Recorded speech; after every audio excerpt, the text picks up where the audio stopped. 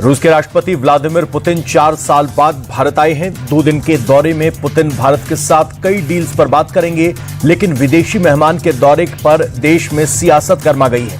कांग्रेस नेता राहुल गांधी ने कहा कि मोदी सरकार नेता विपक्ष की पोस्ट की कोई वैल्यू नहीं करती और इसलिए पुतिन से उन्हें नहीं मिलवाया जा रहा है। राहुल ने कहा कि सरकार ऐसा अपनी इनसिक्योरिटी को छिपाने के लिए कर रही है। जनरली इस सरकार की पॉलिसी है, नॉर्मली ट्रेडिशन होता है कि एलओपी के साथ जो भी बाहर से आते हैं उनकी मीटिंग होती है। ये वाजपेयी जी के टाइम होता था, मनमोहन सिंह जी के टाइम होता था, ये ट्रेडिशन रहा है। बट आजकल क्या होता है कि जो फॉरेन डिग्नेटरीज आते हैं या जब मैं कहीं बाहर जाता हूँ तो सरकार उनको सजेस्ट करती है कि एलओपी से नहीं मिलना चाहिए। तो ये इनकी पॉलिसी है, ये हर बार करते हैं। जब मैं बाहर जाता हूँ ये करते हैं, जब लोग यहाँ आते हैं मैं करता हूँ। तो हमें मैसेज मिलता है कि हमें बताया गया है कि सरकार हमसे कहती है कि आपसे नहीं मिलना है। Thank you. नहीं चाहते सर आप इनसिक्योरिटी है। राहुल गांधी को बीजेपी प्रवक्ता संबित पात्रा ने जवाब दिया। उन्होंने कहा कि विदेशी मेहमानों को किससे मिलवाया जाएगा, ये फैसला उनके साथ आए अधिकारी करते हैं। सरकार का इसमें कोई दखल नहीं होता। संबित पात्रा ने कहा कि राहुल इस बात को अच्छे से जानते हैं, फिर भी देश की छवि को धूमिल करने के लिए इस तरह के विवादों को जन्म देने में लगे हुए हैं। देखिए, मुझे लगता है लीडर ऑफ ऑपोजिशन की हैसियत से, एलओपी की हैसियत से आदरणीय राहुल गांधी जी ने आज जिस प्रकार की बात की है, ये न केवल अनुचित है, मगर मुझे लगता है कहीं न कहीं this does not present India in a good light. जब कोई विदेशी डेलीगेट हिंदुस्तान आता है तो ये एमईए का दायित्व है कि सरकारी अधिकारी और सरकार के साथ उनकी मीटिंग कराए, और जहां तक दूसरे अधिकारियों के साथ या दूसरे व्यक्तियों के साथ मुलाकात का विषय है, उनके साथ कर्टेसी विजिट का विषय है, वह जो डेलीगेशन विदेश से आती है वो तय करती है। लेकिन प्रियंका गांधी सरकार की सफाई से संतुष्ट नहीं है। उन्होंने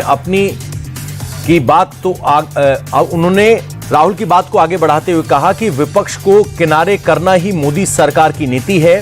प्रियंका ने आगे कहा कि ये लोग बेसिक प्रोटोकॉल को भी नहीं समझते, दूसरी आवाजों को दबाना ही इनका मकसद है। पता नहीं सरकार को किस बात का घमंड है। प्रोटोकॉल होता है, कोई भी विजिटिंग डिग्नेटरी एलओपी से मिलते हैं और रिक्वेस्ट करते हैं तो मिलते हैं। तो इस प्रोटोकॉल का रिवर्सल मतलब इस सरकार की जो जनरल जो जितनी भी नीतियां हैं वो इसी आधार पर है। वो सब खुद घेरना चाहते हैं, कोई और आवाज़ को उठने ही नहीं देना चाहते, किसी और का कुछ पक्ष सुनना ही नहीं चाहते, और जो प्रोटोकॉल्स हैं उनको भी तोड़ रहे हैं। तो एक लोकतंत्र का प्रोटोकॉल होता है, उसको निभाना चाहिए। भगवान जाने किस बात का। आज बंगाल में बड़ा बवाल हुआ। लंबे समय से मुर्शिदाबाद में तुष्टीकरण का कार्ड खेलने की कोशिश में लगे पूर्व टीएमसी नेता हुमायूं कबीर को पार्टी ने बाहर का रास्ता दिखा दिया। इस पर सीएम ममता ने कहा कि हमारी सरकार किसी भी तरह के तुष्टीकरण को बर्दाश्त नहीं करेगी। इसके बारे में जब हुमायूं कबीर से बात की गई तो उन्होंने कहा कि वो जल्द ही नई पार्टी बनाएंगे और मुर्शिदाबाद में बाबरी बनवाने के अपने संकल्प से पीछे नहीं हटेंगे। मेरा प्लान रेडी है। मैं 22 तारीख आने दीजिए, मेरा नया पार्टी का उद्घाटन करा देगी स्टेट का। और 294 जो सीट है 135 सीट में मैं कंटेस्ट करूंगी। क्या लगता है कि ये बाबरी मस्जिद के लिए ही आपको ये वो उनको पूछिए ना, जो लोग सस्पेंड किया। मैं क्या बोलूंगी आपको, मेरा तो यही बोलना चाहते हैं। मेरा स्टैंड क्लियर, मैं ये पीछे नहीं हटेंगी। इनको मैं शिलान्यास करूंगी मेरा टास्क को है।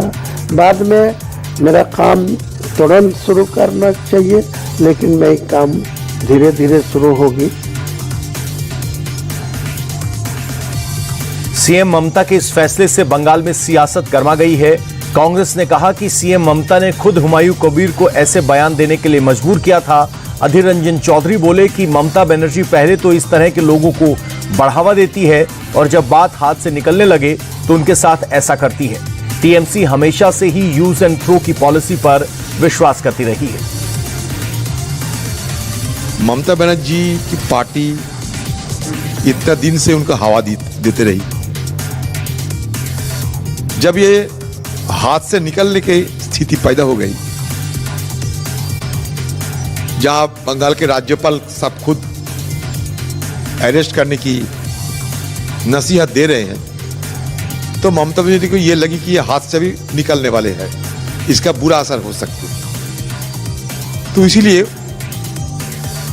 वो जो करती है वही किए, यूज करो और थ्रो करो, यूज एंड थ्रो।